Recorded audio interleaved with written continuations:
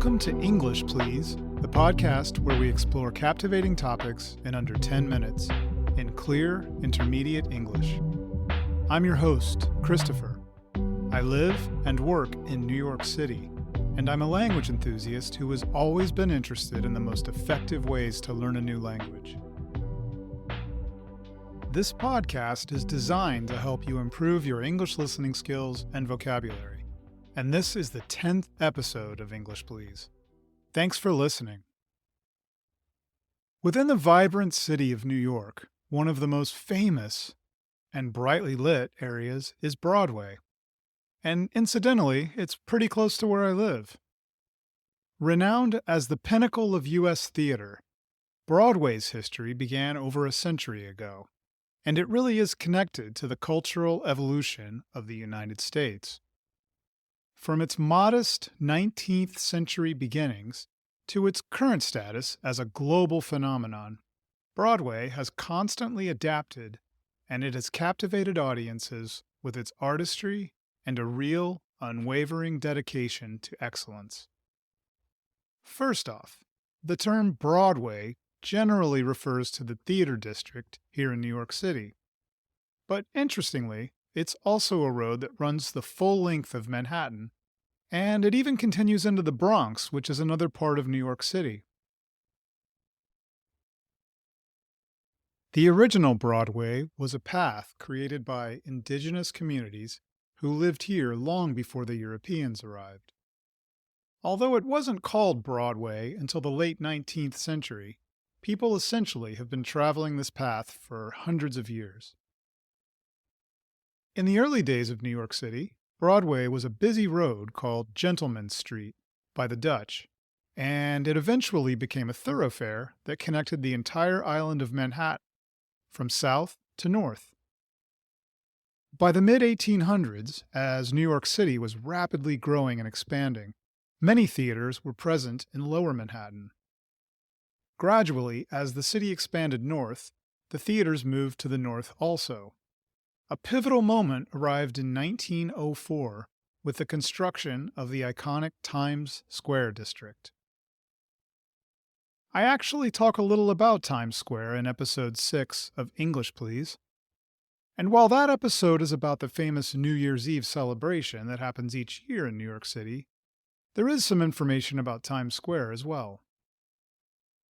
The establishment of Times Square that happened in 1904 attracted many theaters and venues.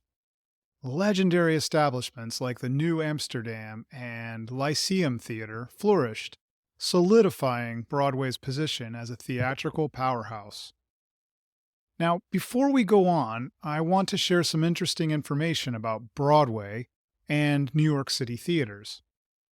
This might surprise you, but there are only 3 theaters actually located on the road that we call Broadway. The Broadway Theater, the Palace Theater, and the Winter Garden Theater. The rest? Well, they're located on numbered streets that cross Broadway, but they're not on Broadway. They start on the south side of Times Square with the Nederlander Theater, which is on West 41st Street, and they extend up to 53rd Street on both sides of Broadway, the road Broadway. But as I mentioned, this whole area is called Broadway. Oh, also, technically, what we call a Broadway theater is a theater that can seat at least 500 people. Of course, there are many smaller theaters in New York City. It doesn't matter where these smaller theaters are located, we call these theaters off-Broadway. Okay, then we also have really tiny venues with less than 100 seats. These theaters are called off-Broadway. That's right, we have Broadway theaters, off-Broadway theaters, and off-Broadway theaters. You'll often see the most cutting-edge and challenging shows at the smaller places, the off-Broadway theaters, and many are excellent too. Productions like Showboat and Oklahoma revolutionized musical theater, integrating sophisticated narratives and captivating melodies. There were many, many other important works through the mid-20th century, and the importance of Broadway continued to grow. Audiences worldwide were enthralled, and Broadway became a kind of cultural ambassador, as the stories that were told often represented the stories of the United States. Aside from these shows, the theaters also featured opulent architecture and bright, glittering marquees, and so they became another recognizable part of the city's iconic skyline. And speaking of this, maybe you've heard the term, the Great White Way, at some point. This affectionate nickname for Broadway originated in the early 1900s. Why? Here's a little bit of history to explain. Theater fires in the 19th century in New York City were a big problem because the theaters were lit by gas-powered lamps, and these venues did not have good ventilation.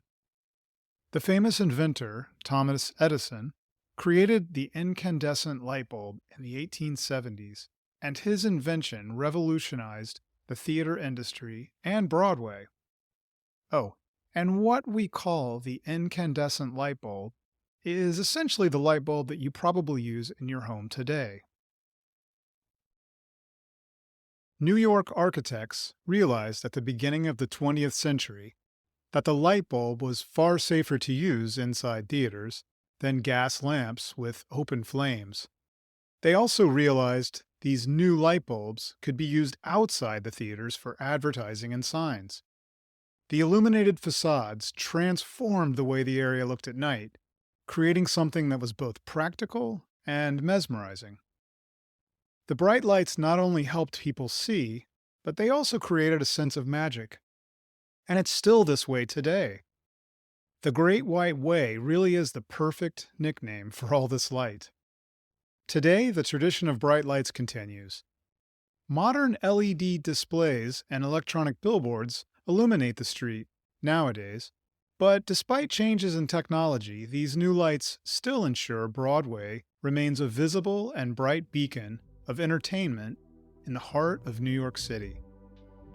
And with that, we come to the end of another episode of English Please. Thank you for listening. If you understood most of this episode, you're doing great. Don't forget to review the transcript to check your understanding. This episode was a little shorter, so it's easy to listen again with the transcript to help with anything that wasn't clear. Again, I'm Christopher, and I want to invite you to join me in future episodes of English Please to hear about many different topics, all focused on helping you with your English. Subscribe now wherever you listen to podcasts, and let's embark on an adventure together in clear, understandable English. I also encourage you to visit comullen.com/pod for more information. Thanks for listening. See you soon.